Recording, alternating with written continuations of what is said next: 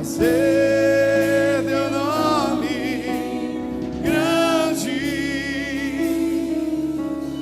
e te dar o louvor que é devido. Estamos nós aqui. Juízes 16, verso 25, diz assim: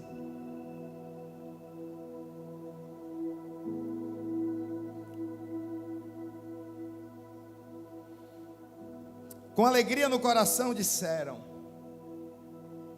gritavam: trazei-nos Sansão, para que possamos nos divertir com ele. E assim tiraram Sansão do cárcere, a fim de divertir todo o povo. Colocaram-no em pé entre as colunas do templo, verso 26. Então Sansão pediu ao jovem que o guiava pela mão: por favor, deixe-me apalpar as colunas em que se apoia o templo, pois preciso me encostar nelas. A casa de Dagon, o templo, estava repleto de homens e mulheres. E ali estavam reunidos todos os príncipes e líderes dos filisteus. Na galeria havia cerca de 3.000 homens e mulheres, se divertindo com a presença de Sansão, humilhado.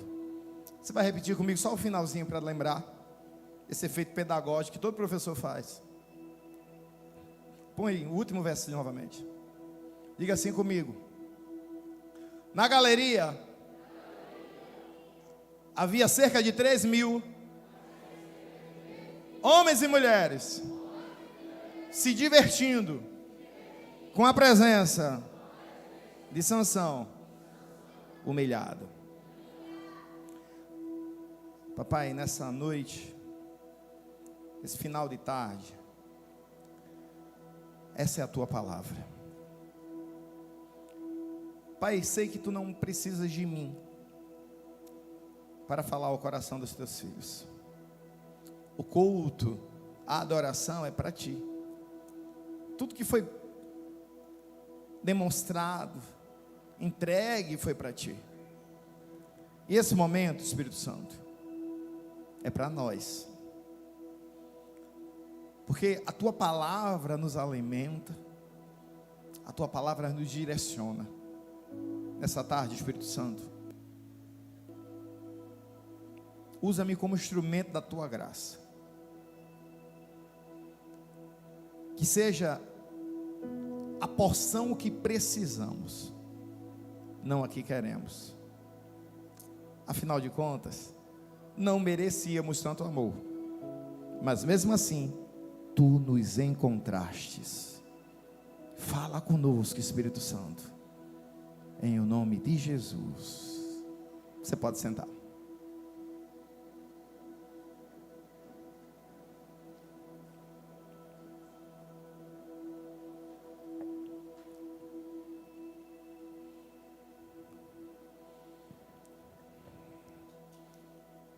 O texto que nós lemos fala de uma casa. De uma casa que comportava 3.000 homens. E as versões atuais já trocaram essa palavra casa por outra nomenclatura. Nós vamos falar mais à frente, mas já pensou uma casa que cabe 3.000 pessoas? Que casa é essa? Que lugar tão majestoso é esse? Acredito que se qualquer um de nós aqui fizéssemos uma festa, uma comemoração e convidássemos 3.000 pessoas, o que seria da nossa casa quando essas pessoas fossem embora? Não é isso? Às vezes a gente faz uma comemoraçãozinha, né? Chama 4 ou 5 pessoas e no final a gente sabe o que é que sobra. E olha que hoje a gente tem os descartáveis, né? Para não deixar a louça para lavar depois.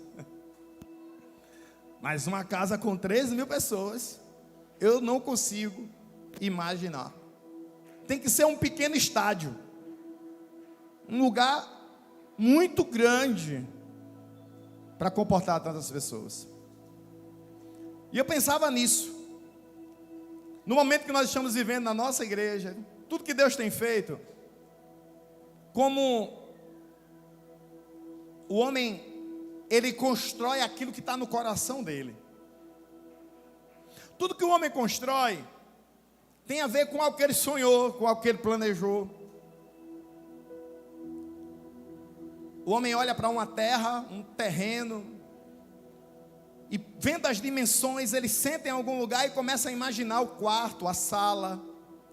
Nós que servimos a Deus, um lugar para orar, para preparar uma palavra, para louvar, um lugar para se divertir, para fazer um churrasco, para chamar o pastor Leandro. Sim ou não? Glória a Deus, quantos churrascos no ano de 2024. O homem, ele planeja e executa com base nos seus próprios sonhos. Com Deus não é assim. Tudo que Deus faz é para refletir a sua glória. Essa primeira já era para você. Oh! Quando Deus criou a terra, viu Deus que era bom. Por quê? Porque refletia a sua glória. Quando Deus criou os luminares, viu Deus que era bom. Por quê? Porque refletia a sua glória. Quando Deus criou os animais aquáticos, viu Deus que era bom. Porque refletia a sua glória.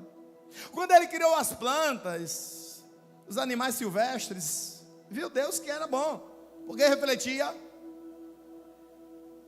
Mas quando Deus criou o homem, Ele disse: eu vou fazer a minha imagem e semelhança.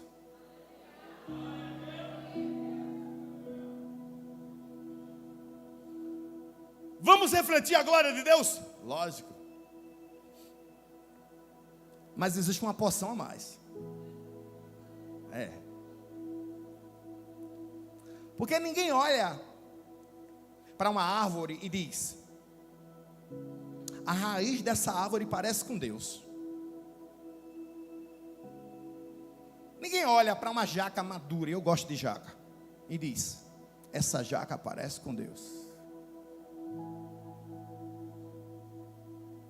Mas alguém olha para George e diz: quando ele fala,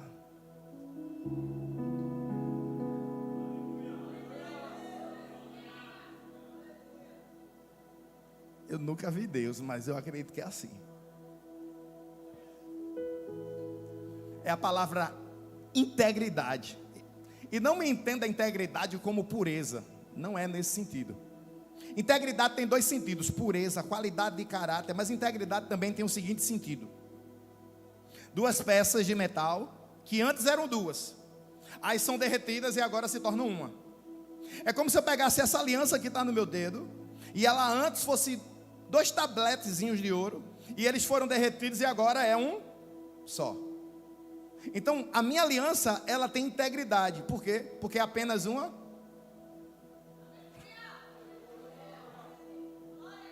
É alguém olhar para você e dizer: eu estou vendo Deus aí.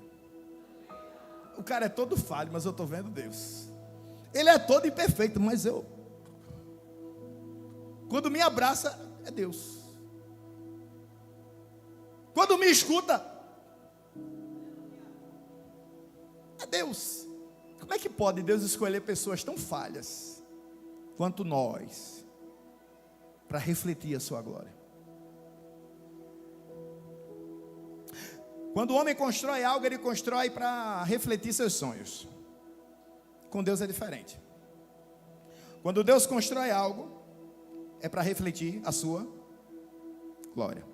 Tem coisas que Deus não permitiu que o povo dele construísse. Se você parar um pouquinho para estudar em sociedades, civilizações antigas, os egípcios, os persas, os maias, os mesopotâmicos, cada civilização dessa, as maiores construções eram templos. Você não olha para o Egito e pensa: lá tem um grande silo que guardava trigo. Lá tem um grande o quê? Uma grande pirâmide que representava seu Deus, o faraó, porque o faraó era um Deus. Os templos eram feitos, construídos, para que cada civilização adorasse seu próprio Deus. E tinha que ser algo majestoso para dizer, olha, o Deus que a gente segue é grande. E os homens construíam conforme seu próprio modelo, por aquilo que eles achavam que era seu Deus. Com o nosso Deus não foi assim. Deus apareceu para Moisés e disse, você vai construir para mim uma tenda, um tabernáculo. E o meu tabernáculo vai ter 110 metros de comprimento, 342 metros de largura. Vai ter separações, vai ter um véu. Quem deu o projeto foi. Porque se Moisés fosse construir, Moisés ia colocar o sonho dele. Mas quando Deus constrói, Ele coloca a sua glória. Eu acho que a gente está começando a chegar. Eu pergunto a você agora, o que você está construindo? É seu sonho? Ou é um motivo para refletir a glória de Deus? Porque se for seu sonho, vai atender sua expectativa, vai atender o seu prazer, vai atender a sua visão. Mas se for para a glória de Deus, se prepare. Porque você vai se ver às vezes dizendo assim, vamos passar uma parede aqui, aí quando alguém vai construir isso, Deus diz, não é aí. Não é assim que eu quero. Não vamos organizar. Calma. Não é assim. Por que não é? Porque não é assim que eu quero. Eu já ouvi de Deus isso. Vivendo uma velocidade, algo maravilhoso, e vai ser, e Deus disse, é para minha glória? Eu não sei, Jesus. Não consigo dizer agora, eu não tenho essa resposta. Se você não tem, não é. Então pare. Opa, parei, agora. A gente se frustra? Lógico. Você é ser humano, você tem sonho, por que não? Qual é o problema de ter sonho? O problema não é ter o sonho, o problema é colocar o sonho acima do teu propósito. É maravilhoso quando o sonho e o propósito está assim, ó. Mas se tiver alguém que tem que estar elevado, é o propósito. Quem está disposto a abrir mão de todos os sonhos pelo propósito? Então você é valente, viu? Porque não é fácil não. É fácil? Mas quem vive o propósito está vivendo o sonho de Deus, que vai refletir a sua. Já dava para terminar aqui, não dava? Eu vi tanta coisa esse ano, o ano da honra. Eu vi alguém dizer assim, eu moro em Jaboatão dos Guararapes, mas a igreja que Jesus me chamou para servir é em Paulista. Eu estou vendendo minha casa para ir morar em Paulista. Eu vi alguém dizer, eu trabalho todos os dias, aí é à noite, mas eu preciso de um tempo para cultuar. Ou Jesus abre a porta ou eu me demito. Não era uma ameaça, porque a pessoa se demitiu. Deus abriu outra porta, agora está na igreja, todo domingo. Eu vi alguém dizer, eu estou no curso errado, eu estou sentindo uma âncora, e isso está me colocando para baixo. Pastor, eu não estou conseguindo nem ir para a igreja direito. Se você está fazendo o que no curso errado? Já foi errado, escolheu errado. Aí vai continuar no errado, mude a rota. Eu não tinha pensado nisso, eu disse, então devia ter orado mais. Só que eu não imaginava a flecha. Dias depois a pessoa disse, dá uma olhadinha aqui, o que é isso? Minha matrícula. Aonde? Novo curso. Devo aproveitar alguma cadeira? Ele disse, eu quero aproveitar o que não presta. Eu quero aproveitar o que não faz parte do meu propósito. Eu estava cego, agora a visão se abriu. Foi pro Zoe, né? Foi pro Zoe, alguma coisa aconteceu lá.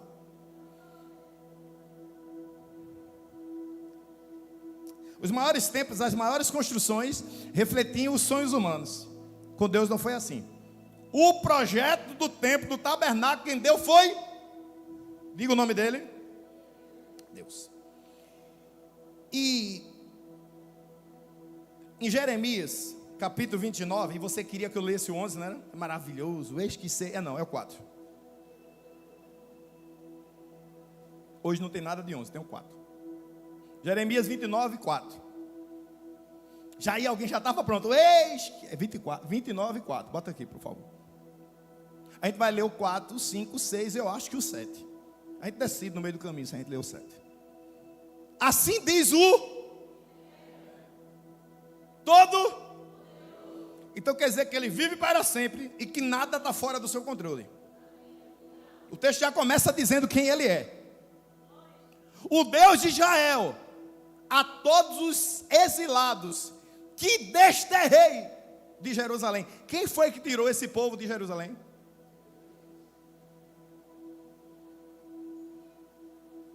Deus está dizendo para o seu povo: olha, vocês não estão indo exilados, fui eu. Pode fazer beicinho, pode ficar tristinho, pode reclamar, mas fui eu. É igual a Lucas, às vezes, hoje não mais, poucas vezes, pouquíssimas, mas às vezes, papai, só compra tal coisa para isso? Não. Por quê? Simplesmente porque eu não quero. Mas papai, por que o senhor não está com o dinheiro para comprar? Eu disse: quem disse a você que eu estou com o dinheiro para comprar isso? Eu acho que o senhor tem, você possa até ter, mas agora não é hora. Mas tem um motivo? Tem. Eu não quero. Às vezes a gente arrudeia tanto para dizer uma coisa, né? Não é a hora, não é o tempo, você não vai valorizar agora. O filho de verdade escuta o eu não quero, entende? Agora não, gente, não vou ter me dar. O pai tem uma visão panorâmica, o pai quer ensinar alguma coisa. Muitas coisas ele não pede e eu dou. E muitas coisas ele pede e eu dou. Mas tem coisas que não. Umas porque eu não posso comprar, outras porque não é a hora de comprar. Aí se eu que sou limitado, a minha visão é limitada, a minha captação de informações é limitada, só assim, imagina Deus. Aí deixa eu explicar agora para você, Lucas, e aproveitar e explicar para quem está me ouvindo. Porque tem coisa que é teu sonho, mas não faz parte do teu propósito. E para que tu possa viver bem teu propósito, se certas coisas chegassem na tua vida, seria peso extra. E com peso extra, a velocidade diminui, ou talvez algo pior aconteça, você caia. Quem foi que desterrou o povo? Foi o diabo? Foi quem? Que desterrei de Jerusalém para a Babilônia. Verso 5. Edificai e pois casas e habitai nelas. Deixa o texto aí. Qual foi o primeiro direcionamento? Construa.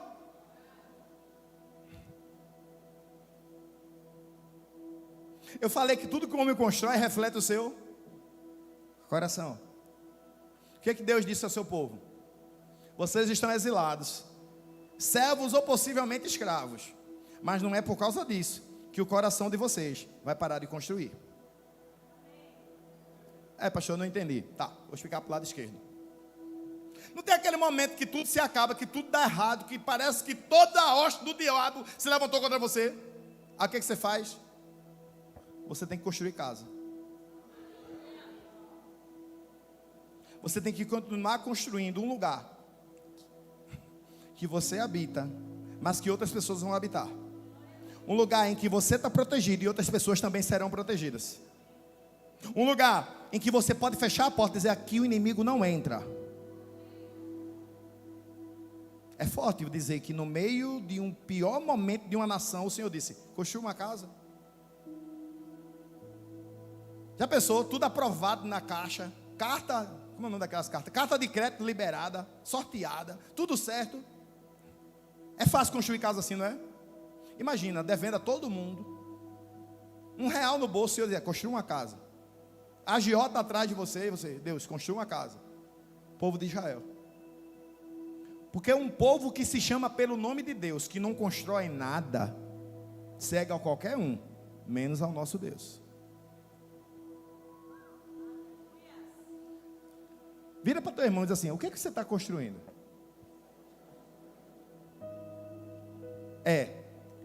Hoje é chambaril,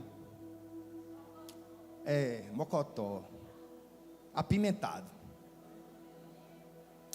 Tá suando já? A gente bota farinha em cima ainda para ficar melhor. Qual é o primeiro direcionamento? Construa.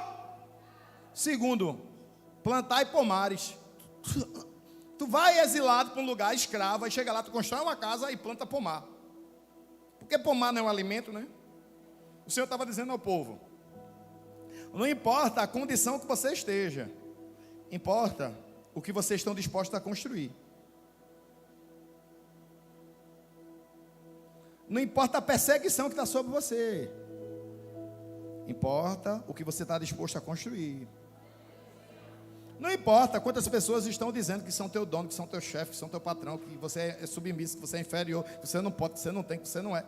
O que importa é quem está dizendo a você: construa, plante, construa, plante, construa, plante. Porque a casa é para habitar e o pomar é para o quê? E um pomar come uma pessoa. Se você disser que come uma pessoa, você nunca plantou um pomar na sua vida.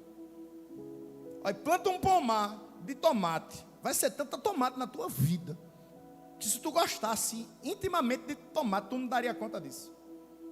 Aqui ele está dizendo assim, ó: para onde tu vai, tu tem que gerar alimento para você e para quem está ao redor. Eu fui visitar uma amada irmã aqui e ela disse: eu estava lembrando que o Senhor me disse algo que não tem a ver com o território, com o espaço, tem a ver com quem está lá. Porque às vezes chega num lugar e diz: esse lugar está com um ambiente pesado. Acho que vai chover, né? Até o céu quando fica pesado, a nuvem para chover. Tu vai acompanhado do Rei dos Reis, do Senhor do Senhor, está dizendo que o ambiente está pesado. Começa a olhar para quem está do teu lado aí, ó. Para aquele que está dizendo assim: planta, planta, planta, planta, planta, planta, planta. O ambiente está pesado porque tu não plantaste nada ainda. O ambiente ainda está assim porque tu está calado. O ambiente está assim porque tu ainda não se posicionaste. O ambiente está assim porque tem que ser quebrado por tua oração.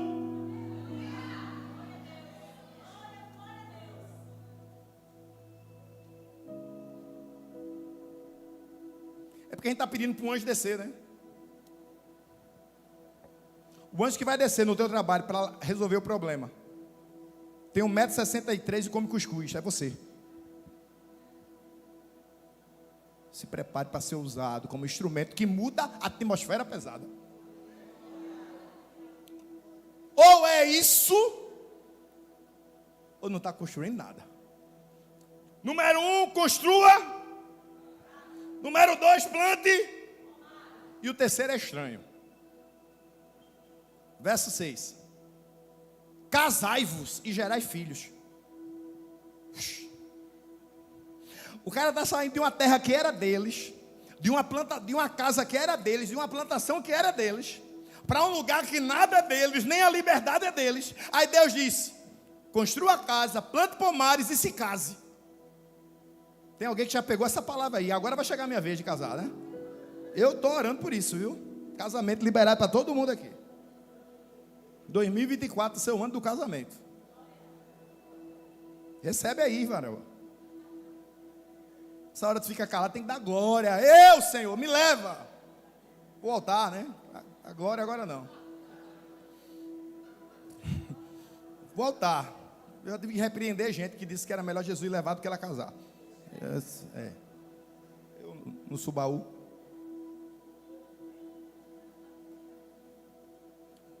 Casamento se faz entre duas pessoas, sim. Pelo menos se for no altar de Deus é duas pessoas. Se for do diabo é mais pessoas. 3, 4, 5. O diabo que gosta dessas coisas, né? Com Deus é um homem ou uma mulher.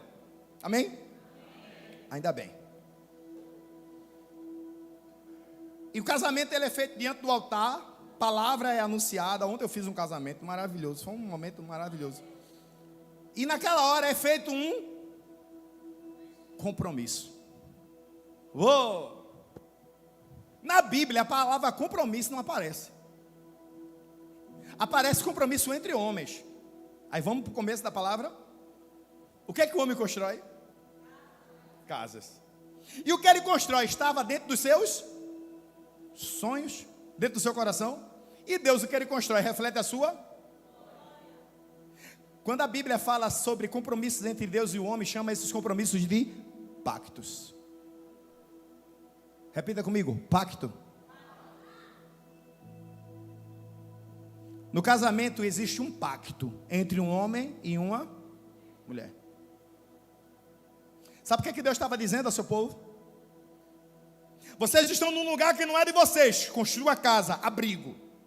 Vocês estão num ambiente que não é de vocês, plante pomares, alimento. Vocês estão num lugar que não é de vocês. Guardem o pacto.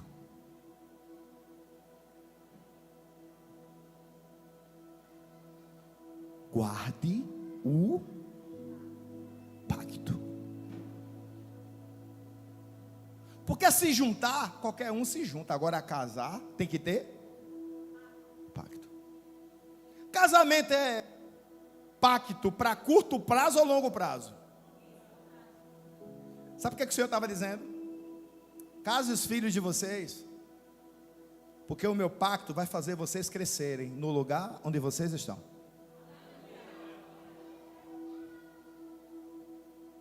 Talvez, se Deus quiser, Ele vai te tirar do lugar de perseguição que você está vivendo. Talvez, se Deus quiser, Ele vai fazer com que toda a atmosfera do seu trabalho mude. Mas talvez você esteja em Jeremias capítulo 29, versículo 4. No lugar da tua tribulação, você vai construir, plantar, gerar pacto e multiplicar. Quem está pronto para construir casa? Levanta sua mão, deixa a mão erguida. Se você está pronto para construir casa, você tem que aprender a gerar alimento. Então vai plantar pomares. Diga amém. Então quem vai plantar pomar também tem que gerar casamento, tem que gerar pacto, tem que gerar relacionamento. Diga amém. Então todas as mãos que estão erguidas estão preparadas para multiplicar.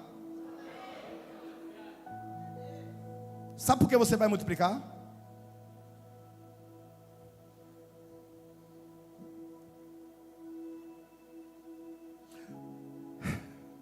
Porque você vai viver o propósito e não um sonho humano limitado.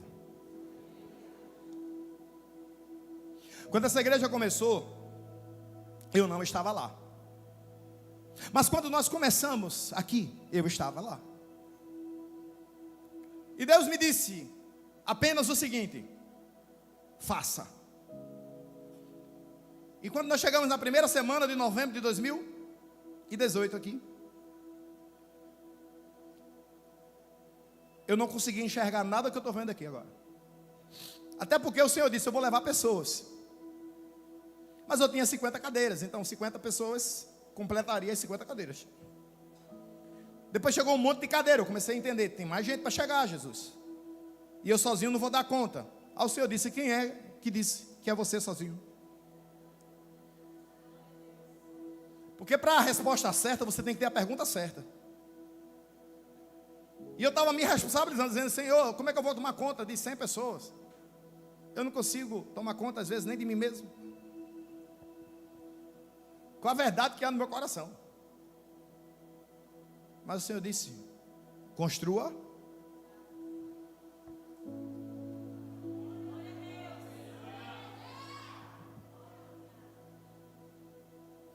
É quando você acha que vai resolver um dilema com uma pessoa, confrontando ela. Constrói casa. É quando você acha que vai chegar no trabalho segunda-feira abalando, dizendo a verdade na cara de todo mundo. Constrói casa. Quem constrói casa, sabe o que ele faz? Começa pela base. Ele vai ali, dizendo assim: quando recebe uma agressão, estou orando por você, conta comigo, estou aqui para te ajudar. Aquelas pessoas afrontosas, porque às vezes o inimigo não coloca aquelas pessoas afrontosas. Te prepara, porque ela vai andar do teu lado assim, para onde tu for, servindo ao Senhor Jesus. Tu olhando do lado dela, dizendo assim: quem era você, hein? Agora é assim, é braço a braço, ombro a ombro. São essas pessoas que o Senhor quer resgatar. Escolheu você para construir casa na vida dela. Ou tu não entendesse isso ainda? Tem uma galera que às vezes quer ser meu inimigo. Ele quer ser sozinho, porque eu não sou inimigo dele. Vez por outra se levanta um. Quando eu percebo que o negócio está fervendo, eu vou lá e dou um abraço. Vem cá, varão, vem cá, varoa. Te amo. E tu pensa que é falsidade, é? Se for falsidade, Jesus me fumega. Eu não posso estar com mentira. Eu só posso derramar o que eu estou cheio. Você está cheio de quê?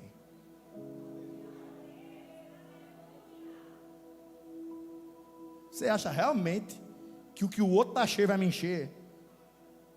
A fonte que me enche, ela é inesgotável.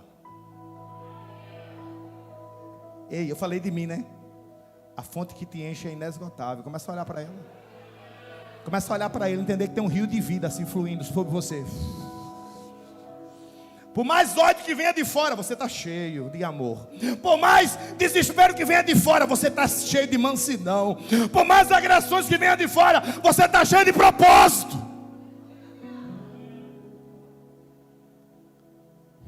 Vou repetir para a gente pular aqui. Qual foi o primeiro direcionamento? Construa. O segundo direcionamento, plante. E o terceiro foi gere. Casamento, vamos chamar de pacto, gere. E o quarto, multiplicai-vos.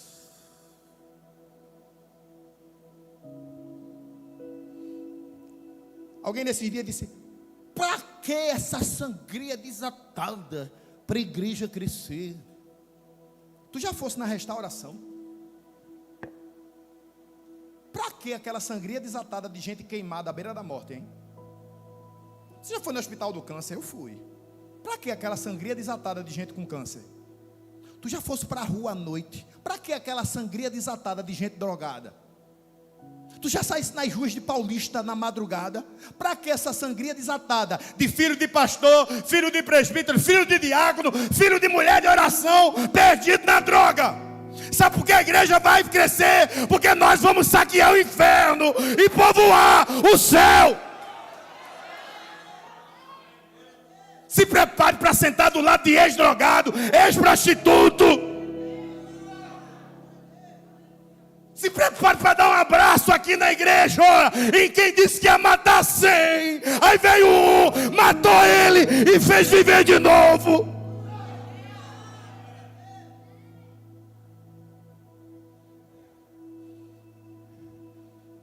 Construa a casa, plante pomar, gere pacto e multiplique. A gente está construindo casa, a gente está plantando pomar, a gente está casando, gente adoidada aí, e não vai multiplicar? Eu não sou cotó? E se eu fosse, eu usava o que sobrava para fazer.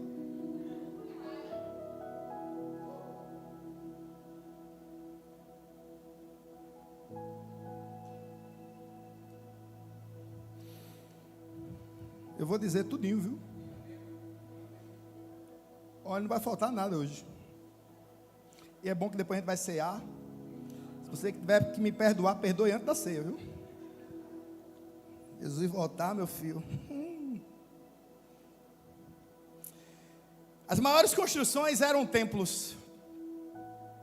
As maiores construções eram voltadas para seus deuses. Lucas está fazendo um tratamento numa cicatriz no edifício Rio Mar. Quem for para o Rio Mar, visite a loja de Mai. Tem um café gostoso lá.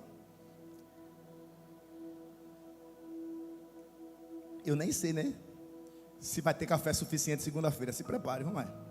Mande comprar uns 200 negocinhos daquele ali, porque o negócio vai bombar.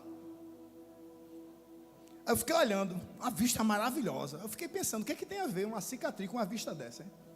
Fiquei lá, bonito, né? Um negócio, uma ponte, o rio, aquela coisa toda. Aí sabe o que eu fiz?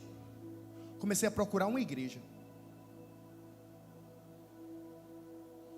A vista é panorâmica demais. Não dá para ver uma igreja de onde eu estou. No tempo que esse texto foi escrito, quando você chegava numa cidade, a primeira coisa que você via, sabe o que era? Um templo. Sabe quais são as maiores construções do Recife hoje? Shoppings, casas de festa, bancos. E todo mundo acha isso muito normal. Que shopping novo, maravilhoso. Vamos lá tomar um sorvete no McDonald's. Que shopping maravilhoso. Vamos lá na Renner. Tem Renner em tudo que é shopping, mas tem que ir no novo. Abriram um mercado novo. São Jerônimo. Vamos no São Jerônimo. 10 horas na fila. O culto termina 5 minutos depois. Precisa disso. As maiores construções hoje tem a ver com dinheiro. Sim ou não? E todo mundo acha isso normal, natural. Ninguém está numa empresa trabalhando, numa oficina, dizendo assim: tá bom, Jesus, não manda mais cliente não. É assim que vocês oram lá? Qual a oração lá, Emerson? Manda mais, né? Manda mais. Quem trabalha e o salário é fixo, até que fica chateadinho, mas quem ganha comissão, tem algum problema sair de 2 horas da manhã de lá? Se tiver, me chame que eu posso prestar um serviço lá e receber esse extra que vai até 2 horas da manhã. Depois do culto eu vou, antes do culto não.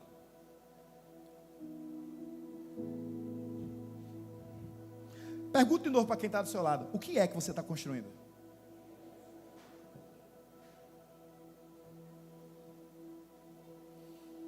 Se as maiores construções eram templos, onde é que está o templo? Onde é que estão os templos de hoje? E eu não estou falando aqui apenas de estrutura. Porque quando se chegava na cidade, a primeira coisa que se ouvia eram os louvores dos templos, as músicas. A primeira coisa que se via era as pessoas que serviam naqueles templos. E de verdade, eu não estou falando aqui de templos que serviam a Deus, ao nosso Deus. De forma geral, os filisteus, por exemplo, adoravam um Deus chamado Dagon. Dagon. E o templo deles era gigantesco. E algo interessantíssimo acontece. Vamos voltar para Juízes, porque agora é a hora da palavra. Eu só estava fazendo uma introdução. Juízes capítulo 16. A gente pode fazer 2 cultos. Um tá começando de 8 hoje. Pode? Olha só. Olha só. O Juízes capítulo 16 diz assim.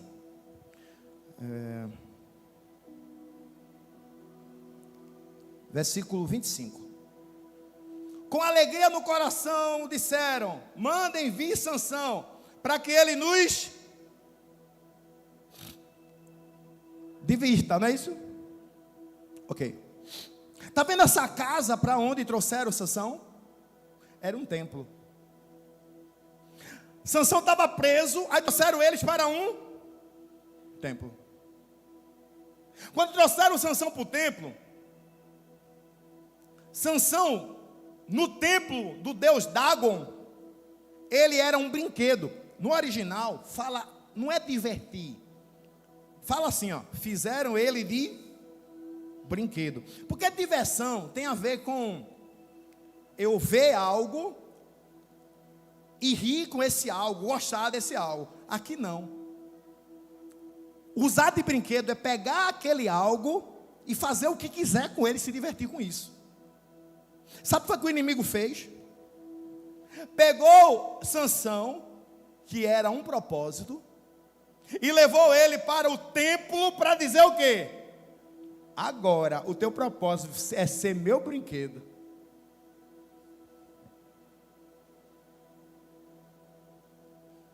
A gente tem uma escolha a fazer. O que eu construo sai do meu coração. O que Deus constrói é para a sua. Então você tem que escolher. Se você vai ser brinquedo do inimigo, ou se você vai ser filho e filha de um Deus que para ti traçou um propósito.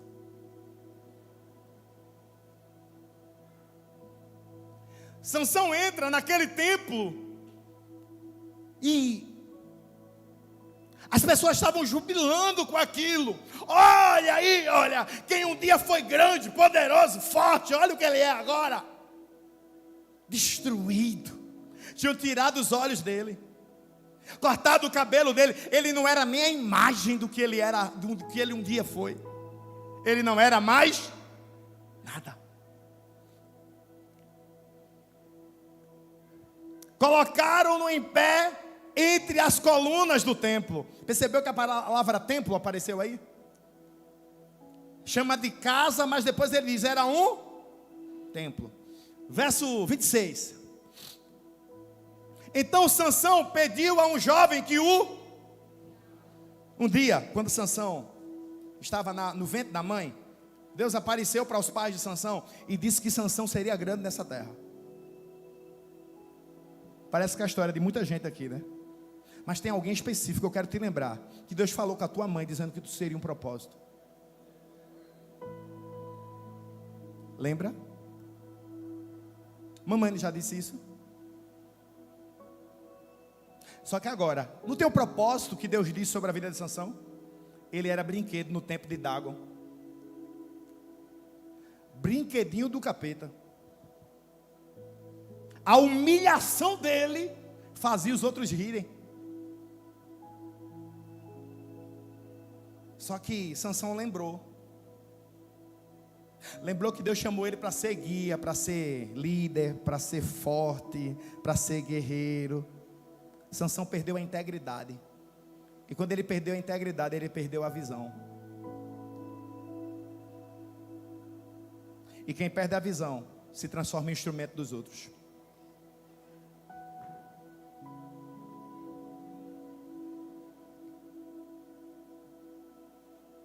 Aí aparece um o quê? Não, com a palavra que o guiava. Ih.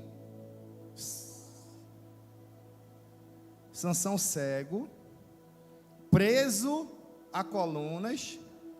Aí ele entende que do lado dele tem alguém, e esse alguém pode guiá-lo. Alguém já pegou aí, né? Sansão humilhado, servindo de brinquedo do inimigo, sem poder ver nada, mas ele entende: tem alguém aqui que pode me guiar.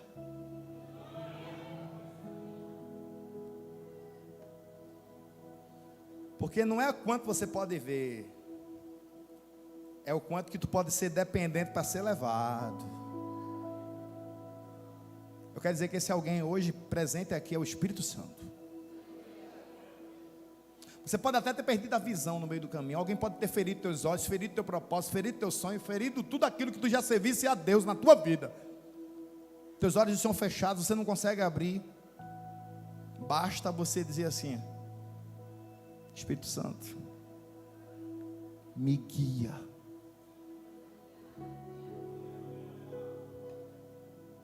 Você sabia que o jovem, para acompanhar bandido, tinha que ser magro, fraco? Porque se pensava o seguinte: se botar alguém forte do lado dele, o bandido pode corromper ele, daqui a pouco vai ter um cara forte contra a gente. Se colocava um cara o quê? Fraco. Estava um menininho assim feito o Elton. Não, ele é fortinho, né? Estava um menininho fraco do lado. Robinho. Vem cá, Robinho. É que você se ofereceu, não fui eu que chamei. Só tem a paleta. Já pensou aqui, ó? Aí, Sansão. Robinho, me leva para o pilar ali. Aí levar um menininho mago, fraco. E Sansão, ó, eu vou cair, viu? Cuidado comigo aí. Eu não sou mais o que eu era antes, não. Mas não está guiando, não dá? Com você não foi assim. Com você, o Senhor não vai mandar Robinho, não. Imagina o tamanho do Espírito Santo.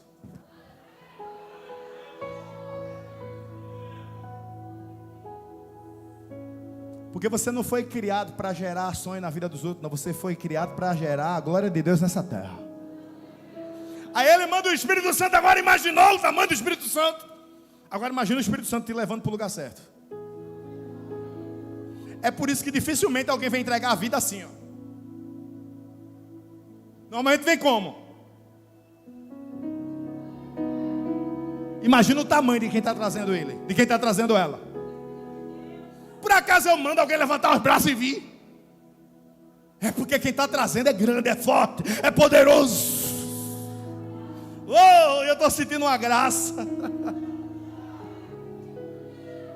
O menininho aqui cresceu, viu? Ele está do teu lado aí agora.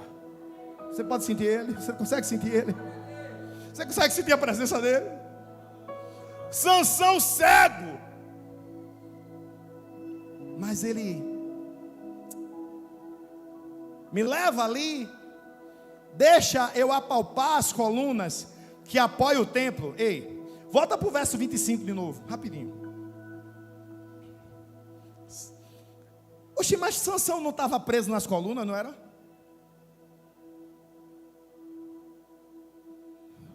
Colocaram-no em pé entre as colunas do... Verso 26. Deixa-me apalpar as colunas em que se apoia o... Eita, são colunas diferentes.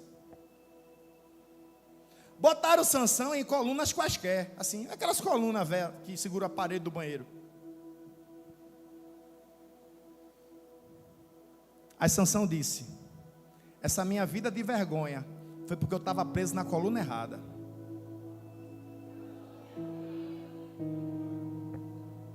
Três pessoas pegaram a história. Eu estou fracassando, perdendo, desfiando, porque eu estou preso na coluna errada.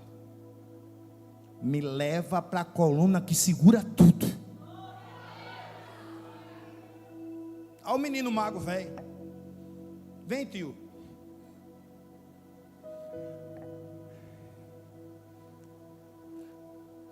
Então Sansão pediu ao jovem que guiasse pela mão: por favor, deixa-me apalpar as colunas. Essa palavra guiar aqui,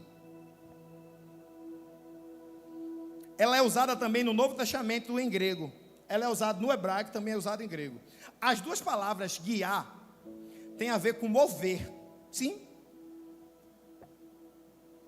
O que é que Sansão estava dizendo? Eu estou na coluna errada, me move para a coluna certa. Pegou? Porque não adianta eu estar na coluna errada, deitado na coluna. Não adianta eu estar na coluna errada, sentado na coluna. Não adianta eu estar na coluna errada, dizendo: Senhor, me traslada para outra coluna. Sansão disse: eu sei que eu estou na coluna errada, me leva. Eu quero me mover para a coluna certa. Sansão sabia que o passo quem tinha que dar era ele. A única coisa que ele pediu ao moço foi: me leva. Quem chegou aqui pedindo a Deus respostas, mudanças, transformações, pedindo a Deus que faça algo, deixa eu te contar um segredo: segura na mão do Espírito Santo e vai. Porque quando você começar a dar os passos, você vai entender que quem está te levando é Ele, quem tem a visão é Ele, quem tem a direção é Ele, quem sabe onde é a coluna é Ele. Aí eu quero ficar lá debaixo da coluna. Ele disse isso. Eu quero apalpar a coluna. Eu quero pegar na coluna.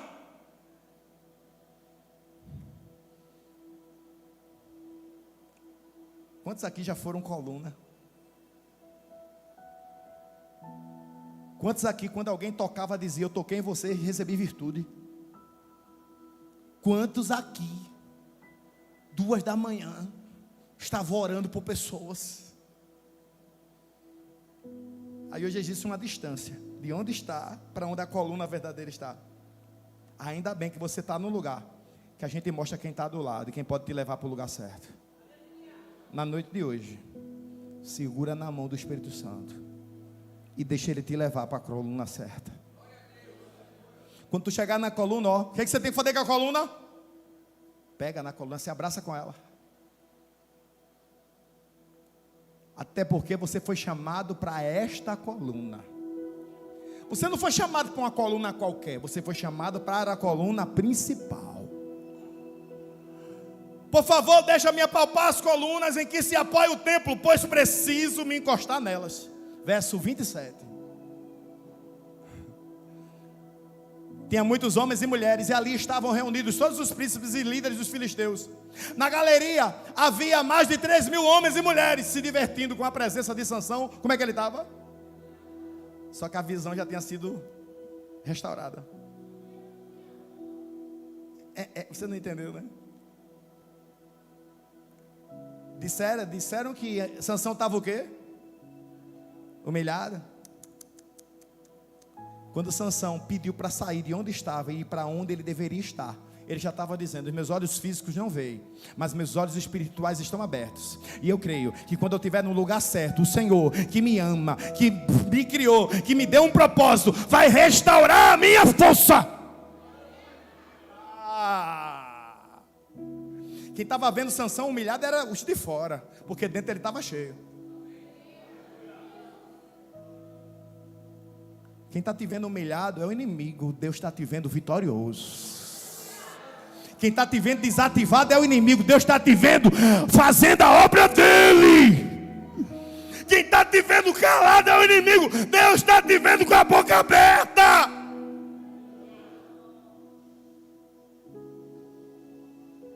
Sabe qual é a única condição na Bíblia para se receber dupla honra?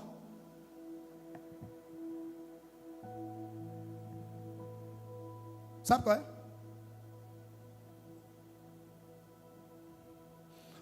Ser humilhado.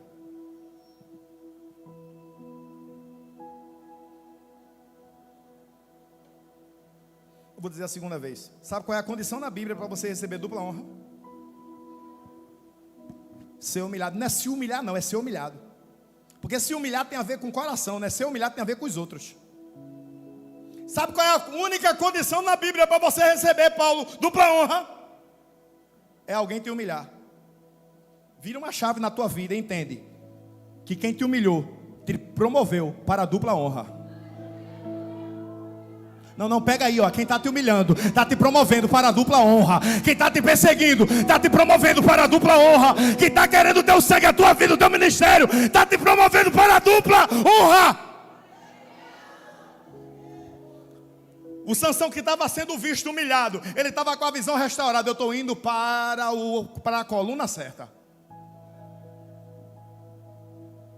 Quando ele chega na coluna certa, verso 28. Eu vou terminar, fica tranquilo aí. Calma. Ele chega na coluna certa e ergue um clamor a Yahvé e ora: ó soberano e eterno Deus, eu te...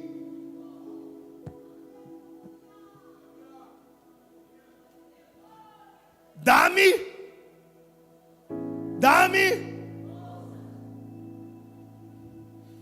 Porque a visão me leva para a coluna.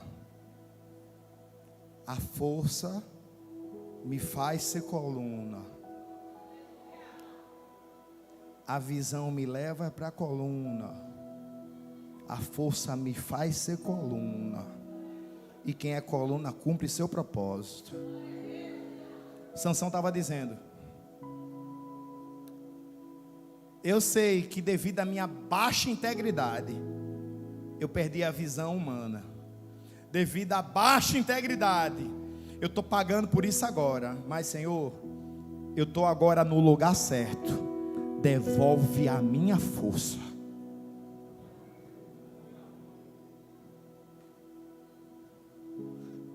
Verso 29, fica de pé.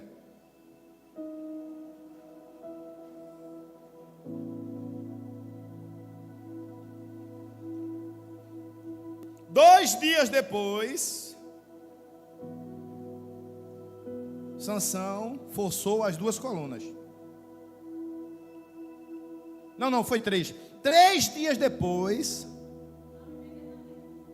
Não? 1 mês depois. Imediatamente. E por que tu está esperando uma semana, um mês, um ano? Por que tu está nessa igreja há 2, 3 anos e ainda não foi refeita as tuas forças? Está faltando alguma coisa. Não está? Porque a coluna certa eu sei que eu estou. Eu tenho certeza que eu estou na coluna certa. E você? Tu já orou? Eu espero que já, porque eu também já orei. Tu já suplicasse? Agora começa a pedir força. Porque quem está na coluna certa tem que ter a força certa. Ninguém disse amém, não é? Porque não adianta eu estar na coluna certa com a força errada. Não adianta eu estar na coluna certa com o coração errado. Não adianta eu estar na coluna certa com a atitude errada. Se eu pedir ao Espírito Santo para me levar para a coluna certa, eu preciso pedir força para refletir a sua.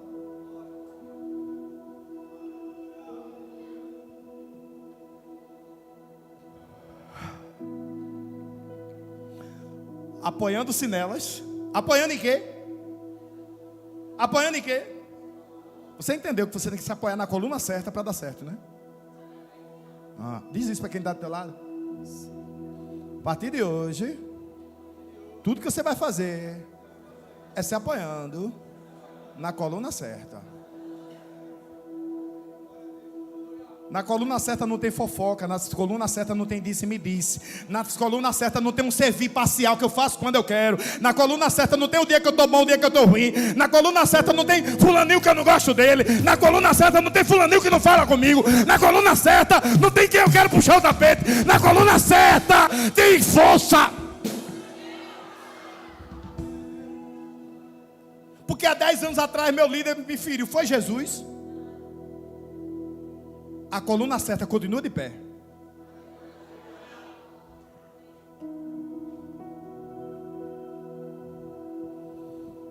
Verso 30. Pode tirar aqui. Senão abre a Bíblia de novo.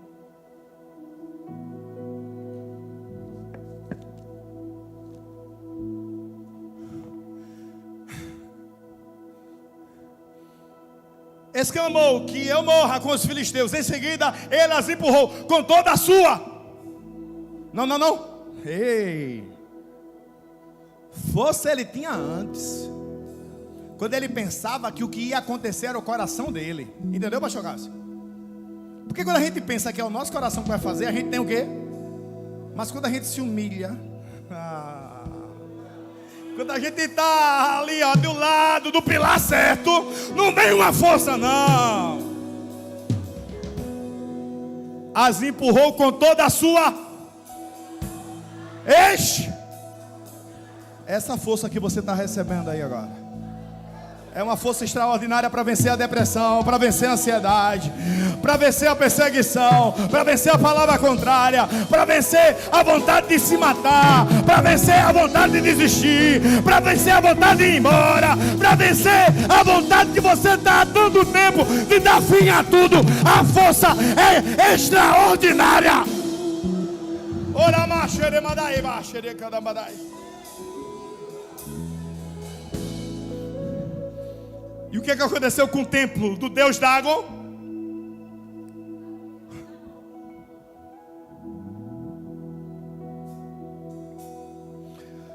Portanto, Sansão matou mais gente no momento da sua do que em toda a sua.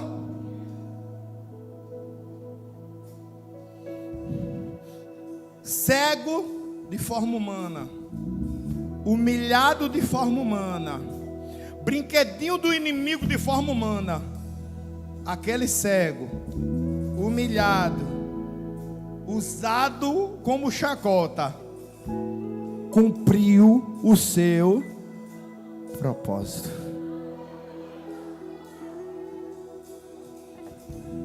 Deus não olha para Cristotema e vê derrotados.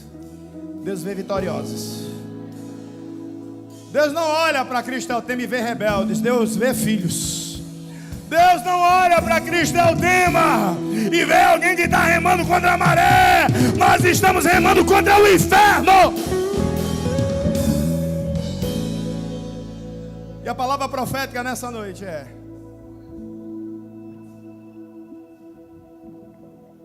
mesmo que seja a última coisa da sua vida, guarde o seu pacto. Levanta a tua mão aí.